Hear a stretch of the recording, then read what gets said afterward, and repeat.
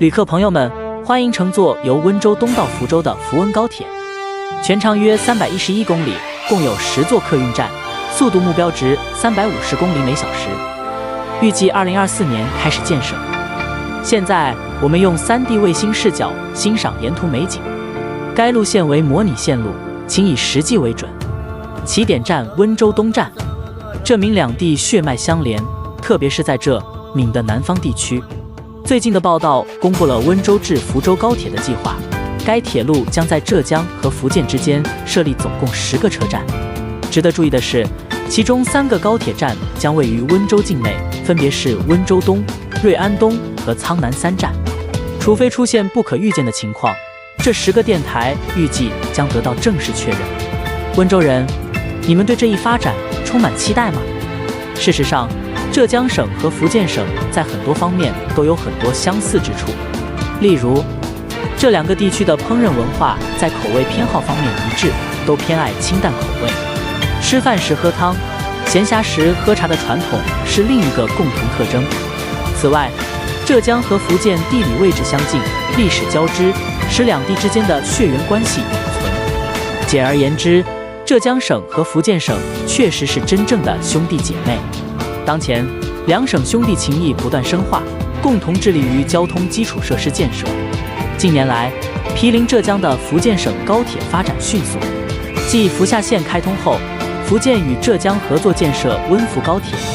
此次合作夯实了东南沿海地区经济发展的基础设施。最后，让我们携起手来，竭诚为浙江、福建这2个兄弟繁荣省份的繁荣发展做出贡献。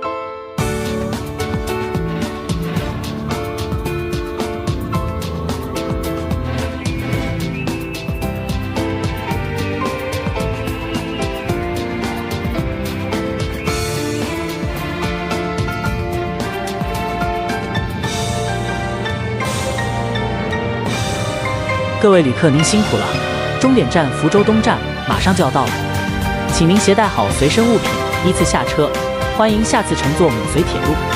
喜欢就点赞、关注、转发吧，谢谢您。